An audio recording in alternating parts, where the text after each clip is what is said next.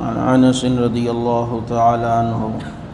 ان رسول اللہ صلی اللہ علیہ وسلم كان يتنفس في الشراب ثلاثا متفق علیہ۔ چونکہ آپ صلی اللہ علیہ وسلم کی سنتوں کے بیان میں درس چل رہے تھے اور میں نے یہ شروع میں ترغیب میں بتلایا تھا کہ جب ایک کام ہم نے کرنا ہی ہے تو کوشش یہ ہو کہ نبی علیہ الصلوۃ والسلام کی سنتوں کے مطابق ہو جائے،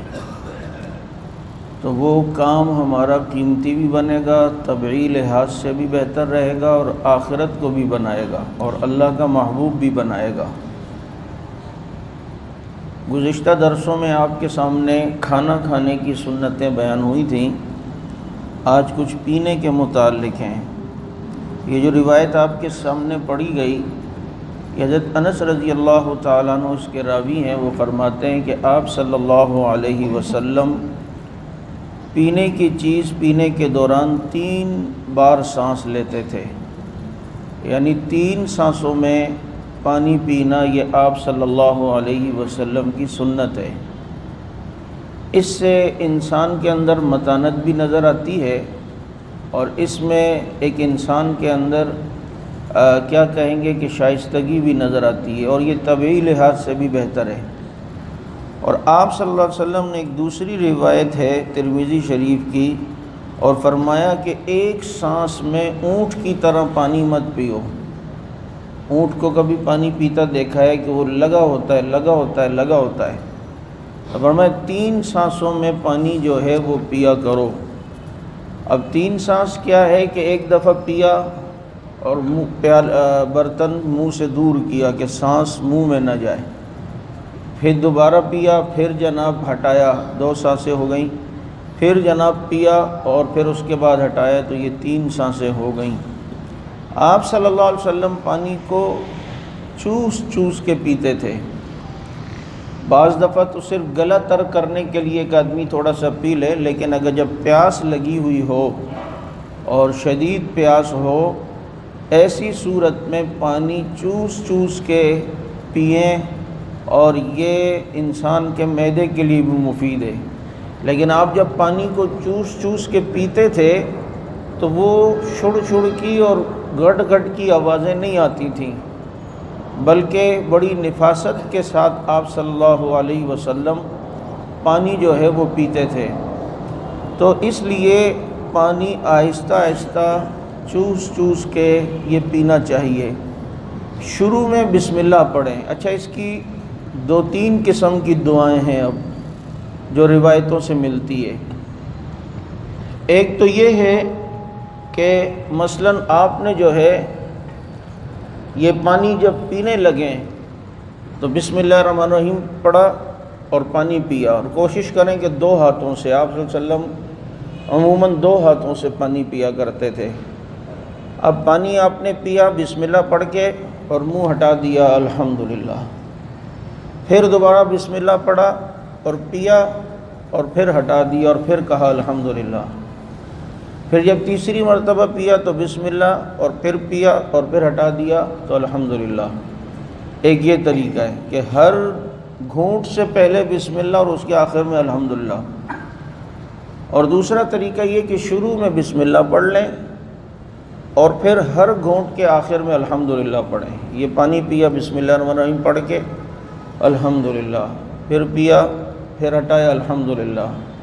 کیونکہ اللہ تعالیٰ کو وہ لقمہ اور وہ گھونٹ پانی کا پسند ہے کہ جس کے بعد الحمدللہ کہا جائے۔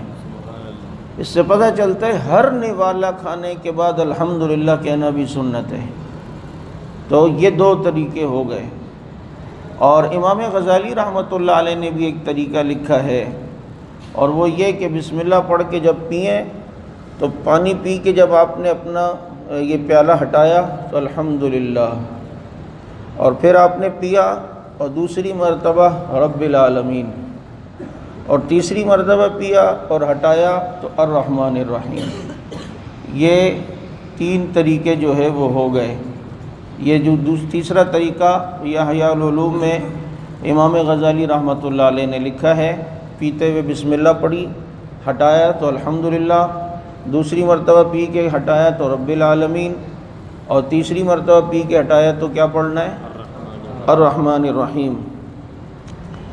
اور آپ صلی اللہ علیہ وسلم اب کن چیزوں کو جو ہے وہ پینے میں مرغوب تھی اور محبوب تھی؟ تو ایک تو آپ صلی اللہ علیہ وسلم ٹھنڈا پانی پیتے تھے، اور ٹھنڈا پانی وہ انسان کے دل سے اللہ کا شکر ادا ہوتا ہے۔ آپ اور دوسرا پانی پیے نا تو وہ صرف زبان سے شکر ہوتا ہے، لیکن جب ٹھنڈا پانی آدمی پیتا ہے تو زبان بھی شکر کرتی اور دل بھی شکر کرتا ہے۔ اور آپ صلی اللہ علیہ وسلم نے یہ دعا بھی ایک یہ فرمائی نا، ٹھنڈا پانی یعنی اتنا محبوب ہے، اللہم اجعل حبک احب الی من نفسی و اہلی و من الماء البارد، کہ اللہ تو مجھے میری جان سے، میرے اہل و عیال سے اور ٹھنڈے پانی سے بھی زیادہ محبوب ہو جا۔ تو ٹھنڈا پانی آپ صلی اللہ علیہ وسلم پیتے۔ ایک کنویں کا پانی ہوتا تھا میٹھا، صحابہ کرام خاص آپ صلی اللہ علیہ وسلم کے لیے اہتمام سے لاتے تھے، اور آپ صلی اللہ علیہ وسلم صبح کو نہار منہ پانی کے اندر کبھی شہد ڈال کے بھی پیتے تھے، شہد ملا پانی، یہ بھی جو ہے وہ سنت ہے۔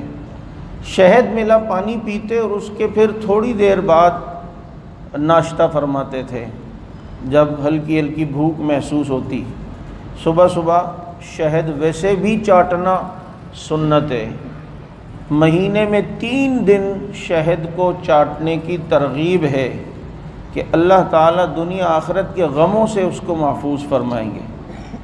دنیا آخرت کی غموں سے اللہ تعالیٰ اسے محفوظ فرمائیں گے۔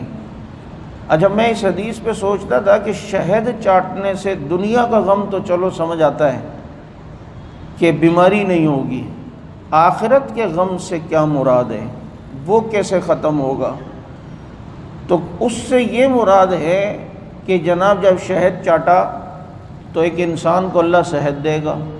اب جب یہ صحت مند ہوگا تو روزہ بھی پوری طرح رکھے گا، نمازیں بھی پوری طرح پڑھے گا، عبادت بھی چاق و چوبند طریقے سے کرے گا، تو آخرت بنتی جائے گی، تو اللہ آخرت کے غم سے بھی بچا لے گا، تو دنیا کے غم سے بھی بچ گیا، آخرت کے غم سے بھی بچ گیا۔ تو 3 مرتبہ کم از کم مہینے میں شہد کو چاٹ لیا کریں، ایک چمچ ملے، بچوں کو بھی ترغیب دیں، اپنے گھر کی مستورات کو بھی، نہار منہ چاٹنا 3 دن کوئی مسئلہ نہیں ہے۔ تو ایک تو 3 دن چاٹنا یہ ایک الگ ترغیب ہے، ایک کبھی کبھار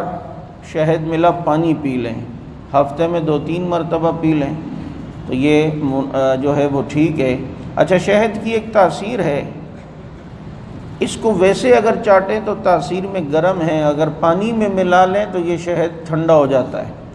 اس لیے گرمیوں میں خاص کر اس کا اہتمام ہو کہ نہار منہ پانی کے اندر ڈال کر اسے پیا جائے۔ دوسری چیز جو آپ صلی اللہ علیہ وسلم کو مرغوب تھی وہ نبیذ، اور نبیذ کیا ہے کہ رات کو حضرت عائشہ رضی اللہ تعالیٰ عنہ فرماتی ہیں کہ میں پانی کے اندر کھجوریں وہ رکھ لیتی تھی، اور صبح کو وہ پانی آپ صلی اللہ علیہ وسلم نوش فرماتے تھے، 3، 5، 7 طاق عدد میں کھجوریں گٹلیاں نکال کے رکھ لیں، اور فرماتی ہیں یا تو صبح رکھتی تھی تو وہ پانی شام کو پیتے تھے، لیکن اس میں علماء نے لکھا ہے کہ احتیاط ہو کہ صبح اس کو پی لے، کیونکہ اگر وہ شام تک ہو گئی تو اس میں جھاگ بھی آ جائے گی اور نشہ بھی آ جائے گا، وہ جائز نہیں ہے۔ یہ رات کو بھگو لیا اور صبح کو پی لیا، اسے نبیذ کہتے ہیں، اور یہ انسانی طاقت کے لیے اور جسمانی طاقت کے لیے جو ہے یہ بہترین نبوی نسخہ ہے۔ آپ صلی اللہ علیہ وسلم دودھ بھی نوش فرماتے تھے، اور خاص کر بکری کا دودھ، اور اس میں آپ صلی اللہ علیہ وسلم کی جو عادت ملتی ہے وہ یہ کہ خالص دودھ میں آپ صلی اللہ علیہ وسلم تھوڑا سا پانی ملا کے پھر نوش فرماتے تھے، کہ اس دودھ کے اندر جو چکناہٹ ہے اور اس کے اندر جو چکناہٹ ہوگی وہ جو ہے وہ پانی کی وجہ سے جو ہے وہ ختم ہو جائے گی، کولیسٹرول اس کے اندر کم ہو جائے گا، اور یہ آپ کے جسم میں کولیسٹرول پیدا نہیں کرے گا، تو تھوڑا سا اس میں پانی ملا کر آپ صلی اللہ علیہ وسلم پیتے تھے۔ لیکن پانی ملا کر دودھ پینا سنت ہے، لیکن پانی ملا کر دودھ بیچنا سنت نہیں ہے۔ کوئی یہ سوچے کہ جناب پانی ملا دودھ تو سنت ہے، تو وہ پینے کی لحاظ سے، وہ بیچنے کے لحاظ سے حرام ہے کہ وہ ملاوٹ ہے اور وہ ناجائز ہے، اور لوگوں کو یہ کہنا کہ یہ اصلی ہے اور ہو وہ نقلی، تو پھر من غش فلیس منا، جو ملاوٹ کرے آپ نے فرمایا وہ ہم میں سے نہیں ہے۔ بھائی ایک تو یہ کہ اگر مجبوری ہے تو بتا دو کہ بھائی یہ دودھ ملا پانی ہے، اب سامنے والے کی مرضی خریدتا ہے یا نہیں خریدتا، لیکن ملایا ہوا پانی ہے اور پھر جناب کہا جائے کہ اس میں دودھ ہم نے جو ہے نا خالص رکھا ہوا ہے، اور پھر بچتے ہیں، ایسے اللہ کو دھوکہ دینے کی کوشش کرتے ہیں، کہتے ہیں مولوی صاحب ہم نے دودھ میں پانی نہیں ملایا، پانی میں ہم نے دودھ ملایا ہے۔ وہ یوں بچنے کے، بنی اسرائیل کی مچھلیاں جیسے وہ پکڑ کے ناکام ہوئے، اس طرح یہ اللہ کو دھوکہ دینے کی کوشش کرتے ہیں۔ تو آپ صلی اللہ علیہ وسلم کو یہ دودھ بھی جو ہے وہ مرغوب تھا، اور آپ صلی اللہ علیہ وسلم اسے بھی نوش فرماتے تھے۔ آپ صلی اللہ علیہ وسلم نے کانچ کے برتن میں بھی پانی پیا ہے، مٹی کے برتن میں بھی پانی پیا ہے، پتھر کے برتن میں بھی پانی پیا ہے، اور لکڑی کے برتن میں بھی آپ صلی اللہ علیہ وسلم نے پانی پیا ہے۔ تو ایسے سارے گلاس اگر ہمارے گھر پہ ہوں، ابھی میں نے پنجاب سے خاص لکڑی کا گلاس بنوا کے لایا، وہ پیالہ بھی ہے گلاس بھی ہے، پتھر کا گلاس۔ اب آپ دیکھیں آپ صلی اللہ علیہ وسلم جب ہجرت فرما رہے تھے تو معبد رضی اللہ عنہ کے خیمے میں جو دودھ بکری کے تھنوں میں اللہ نے دیا، تو وہ برتن ان کے گھر نہیں تھا، تو پتھر کو حضرت صدیق اکبر رضی اللہ تعالیٰ عنہ نے اس میں سوراخ کر کے، کھڈا کر کے، گلاس ٹائپ کا، پیالہ ٹائپ کا بنا کر اس میں دودھ آپ صلی اللہ علیہ وسلم نے نوش فرمایا۔ تو پتھر کا گلاس ہو، دیکھیں بعض سنتیں تو وہ ہے نا جو ہمارے روزمرہ، لیکن میری کوشش ہوتی ہے میں اس کے ما لہا و ما علیہ بنا لوں، جس کا جتنا ذوق ہے وہ اتنی اس کے لیے جو ہے وہ تیاریاں کرے، تاکہ جو ہے نا وہ ایک مزہ آ جائے زندگی میں، ایک سکون آ جائے، اور اس کا وہ مزہ ہے کہ انسان اس کا تصور بھی نہیں کر سکتا۔ تو چنانچہ آپ صلی اللہ علیہ وسلم یوں جو ہے وہ پانی نوش فرماتے تھے، اور ان برتنوں میں آپ نے سونے اور چاندی کے برتنوں میں کھانے پینے سے سختی سے جو ہے وہ منع فرمایا ہے، اور کھانے پینے کی جو برتن ہوں وہ کیا کہتے ہیں سونے اور چاندی کے جو ہے وہ نہیں ہونے چاہیے۔ اچھا ایک اور بات، آپ صلی اللہ علیہ وسلم سے پیتل کے برتن میں بھی پانی پینے کا ثبوت ملتا ہے، تو پیتل کے برتن کے اندر بھی اگر ہم اس نیت سے پانی پی لیں کہ آپ صلی اللہ علیہ وسلم کی سنت ہے، تو انشاءاللہ العزیز اس پر بھی اللہ تعالیٰ اجر عطا فرمائیں گے۔ آپ صلی اللہ علیہ وسلم نے برتن میں پھونک مارنے سے منع فرمایا ہے، کیونکہ انسانی منہ کے جراثیم ہیں وہ اس میں نہ جائیں، تو اس لیے برتن میں ایک صحابی نے فرمایا اللہ کے نبی کبھی ہمارے برتن کے اوپر کوئی تنکا تیر رہا ہوتا ہے تو ہم پھونک مار کے کیا اس کو نہ ہٹائیں؟ تو آپ نے فرمایا نہیں، تھوڑا سا پانی گرا کر اس تنکے کو گرا دو، یعنی تھوڑا سا پانی آپ گرائیں گے تو تنکا بھی اسی میں گر جائے گا، یعنی اتنی ترغیب فرمائیے کہ جناب اس میں پھونک جو ہے وہ نہ ماری جائے۔ لیکن یہ جو دم کے بعد پھونک ہوتی ہے نا، تو یہ ایک الگ مسئلہ ہے، دم کرنے کے بعد جو اس پہ پھونک ماری جاتی ہے یہ ناجائز نہیں ہے۔ ویسے آپ خود پانی پی رہے ہیں اور اس کو جو ہے وہ آپ پھونک مار رہے ہیں، تو یہ آپ صلی اللہ علیہ وسلم نے منع فرمایا ہے۔ اسی طریقے سے پانی کے متعلق ایک سنت یہ بھی ہے کہ حضور اکرم صلی اللہ علیہ وسلم نے یہ فرمایا کہ پانی پلانے والا وہ آخر میں پانی پیے۔ آپ کسی مجلس میں آئے ہیں، آپ بوتل لے کر آئے، کولڈ ڈرنک لے کر آئے، یا دودھ لے کر آئے، یا شربت لے کر آئے، تو اس میں سنت یہ ہے کہ پہلے سب کو پلائیں، سب کو پلانے کے بعد پھر جو ہے وہ آخر میں آدمی پیے، یہ سنت ہے۔ اور اس پر جو ہے عمل کرنے سے ایک تو سنت بھی ہے، دوسرا اس میں انسان کی طبیعت کا پتہ چلتا ہے کہ اس کے اندر حرص نہیں ہے کہ بھائی پہلے اپنی فکر نہیں ہے، بلکہ وَيُؤْثِرُونَ عَلَىٰ أَنفُسِهِمْ وَلَوْ كَانَ بِهِمْ خَصَاصَہ کی جھلک ہے کہ اپنوں پر دوسروں کو جو ہے وہ ترجیح دیتے ہیں۔ تو اس طرح جو ہے پہلے خود پانی نہ پیے، دوسروں کو پلا لے، اور اس کے بعد جو ہے کیا کہتے ہیں پھر جو ہے وہ آخر میں خود پیے۔ اپنی بیوی کو پانی پلانا بھی سنت ہے۔ آپ صلی اللہ علیہ وسلم نے اسے نیکی فرمایا ہے کہ بیوی کو پانی پلانا بھی نیکی ہے، چنانچہ کبھی کبھی یہ سنت بھی پوری کر لیں۔ میں نے شاید ایک واقعہ آپ کو سنایا ہو، میں کسی وجہ سے بیگم کو بڑا سخت ڈانٹا اور غصے میں جو ہے وہ اوپر ہوتا ہوں تو پھر نیچے باہر آ گیا ایک دوست کے یہاں محلے میں۔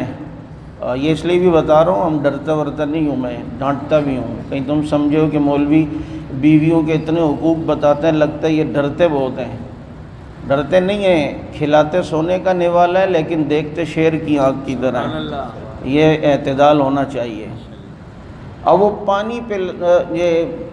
کسی بات پہ ڈانٹا اور اس کے بعد آ گیا۔ اب دوست کے گھر آ کر میں نے موبائل نکالا، اس میں نیٹ جب چلایا تو حدیث سامنے آ گئی کہ ایک صحابی فرماتے ہیں، انہوں نے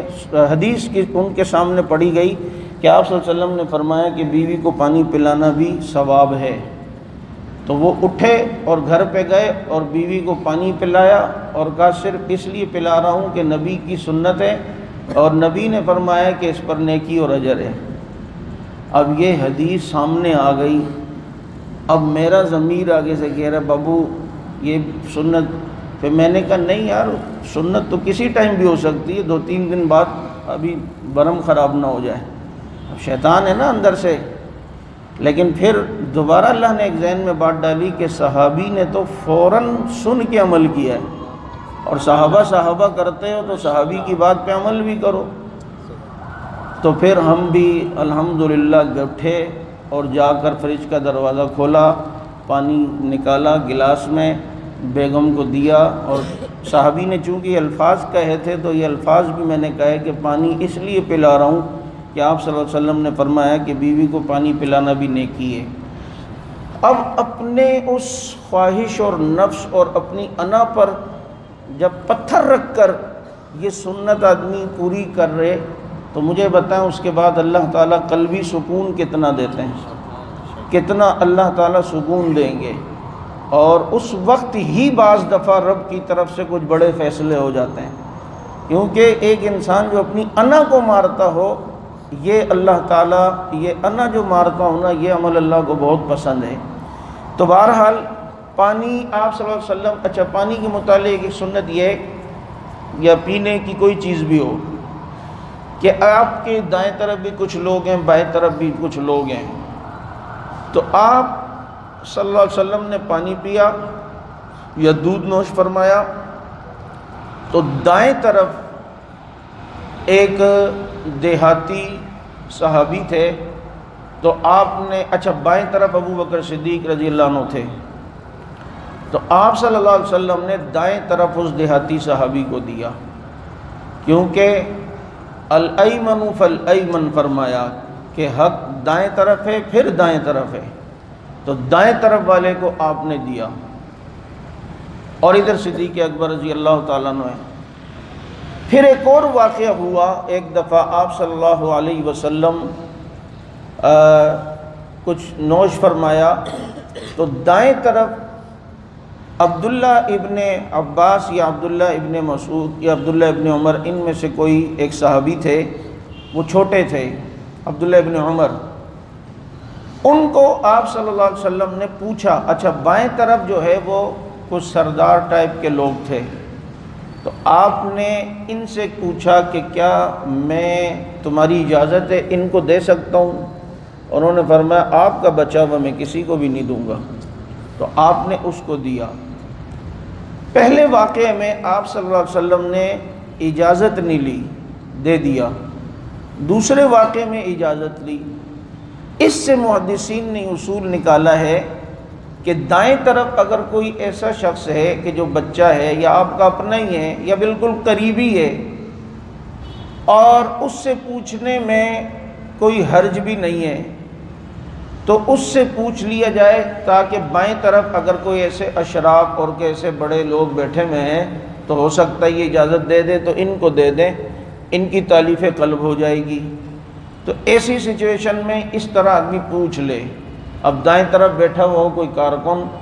اور بائیں طرف بیٹھا ہوا ہو کوئی ذمہ دار قائد، اب اچھا تو نہیں لگ رہا لیکن پوچھ لیا جائے تاکہ جناب اس کو کیا کہتے ہیں اجازت ملے تو ان کو دے دیے جائے، مناسب ہے۔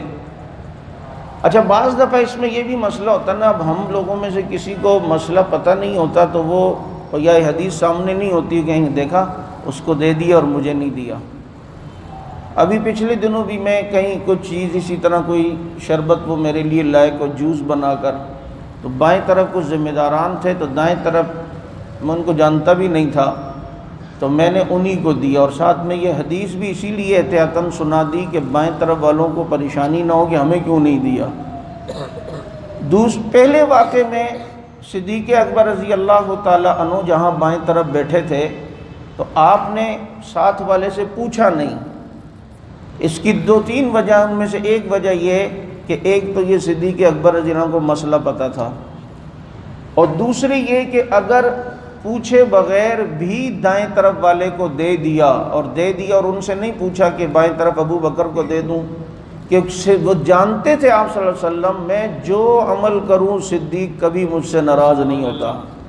صدیق اکبر رضی اللہ تعالیٰ عنہ کو کبھی میرے بارے میں کوئی ایسی فکر نہیں ہے کہ جناب وہ مجھ سے ناراض ہوں یا دل میں آئے کہ جی مجھے کیوں نہیں دیا، یوں نہیں کیا۔ انہیں پتہ ہے کہ میں ہوں ہی صدیق کا،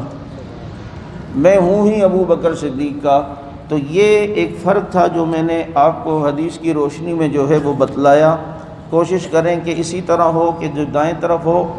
جو پانی یا جو جوس آپ پی رہے بچ جائے تو اس کو دے دیں، بشرطے کہ پیچھے دائیں طرف کسی ویٹنگ روم میں میم نہ بیٹھی ہوئی ہوں، کہ وہ اس میں بھی ذرا خیال کریں۔ اچھا حدیثوں پر اور اس پر عمل کرنے کے لیے بھی نا تھوڑا آدمی کو دماغ سے بھی کام لینا چاہیے۔ آپ صلی اللہ علیہ وسلم نے پانی ہمیشہ بیٹھ کے پیا ہے، لیکن کبھی کبھی کسی مجبوری کے تحت یا امت کے سامنے جواز کے لیے کھڑے ہو کے بھی پیا، اور یہ ایک آدھ مرتبہ ہی ہوا ہے۔ جیسے زمزم کے متعلق آتا ہے کہ آپ صلی اللہ علیہ وسلم نے کھڑے ہو کر پیا، اس لیے کہ وہاں پر نیچے کیچڑ تھا۔ ہمارے مفتی تقی عثمانی صاحب دامت برکاتہم العالیہ نے فرمایا کہ زمزم کا پانی بیٹھ کر ہی پینا مستقل سنت ہے، لیکن اس کی صورت انہوں نے بتلائی کہ اگر کھڑے ہوئے ہو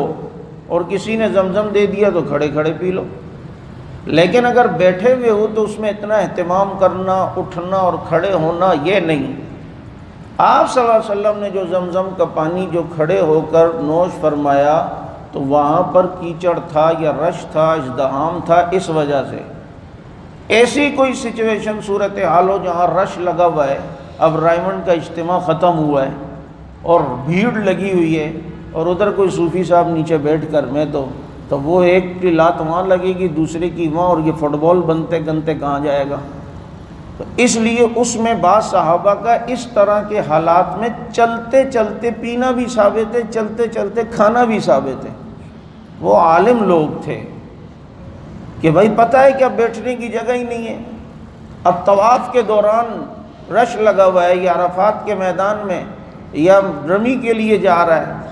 اور صوفی صاحب رش میں بیٹھ رہا ہے، تو پھر تو وہ جو حبشی کالے انڈونیشین آتے ہیں وہ تو صحیح کچومر بنا لیں گے۔ تو اب بعض دفعہ ایسے بھی ہوتے ہیں جو لوگوں کو اچھا، چونکہ وہ بعض دفعہ ہمیں صرف ایک مسئلہ پتہ ہوتا ہے، اس کے دوسری نوعیت نہیں پتہ ہوتی، تو ہم ڈائریکٹ فتویٰ دیتے یہ دیکھو ابے بھائی یہ صحیح ہے کیا، یہ جائز ہے کیا؟ تو میں زمزم کا پانی حرم میں کولر نیچے ہوتے ہیں، کولر سے بھرا اور بیٹھ کے پی رہا ہوں، وہاں سے ایک چچا کوئی پنجاب کے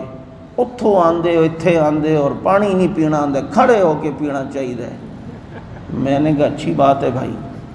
اب ادھر کیا آدمی کسی کو بحث کرے، بعض چیزیں جائز ہوتی ہیں کسی ضرورت کے تحت، اس کی اجازت ہوتی ہے۔ اب قبروں پہ پاؤں رکھنا جائز تھوڑی ہے، لیکن اب 4 آدمی پٹھان تھے، وہ بیچارے جنازہ اٹھا کے لا رہے ہیں، اب قبرستان میں میت تو کسی قبروں پہ پاؤں بھی آ گیا۔ وہ ایک اسی طرح کے چاچا میاں ان کو دیکھ کے، خان صاحب یہ نیچے قبریں نظر نہیں آ رہی، پاؤں رکھ رہے ہو؟ وہ بھی پورے دنوں کے تھے، انہوں نے کہا اوپر بھی ہم نے کوئی ورلڈ کپ نہیں اٹھایا ہوا، وہ بھی مردہ ہی ہے جو ہم نے اوپر اٹھایا ہوا ہے۔ تو ایسوں کو پھر آدمی پھر اسی طرح کا جو ہے وہ پھر جواب دے۔ تو کبھی کبھی مجبوری میں کھڑے ہو کر بھی پانی جو ہے وہ پی سکتے ہیں، لیکن یہ عادت نہیں ہے، یہ مجبوری کی حالت کے اندر ہے، لیکن عادتاً ایسا نہیں۔ لیکن اس میں بھی احتیاط کریں۔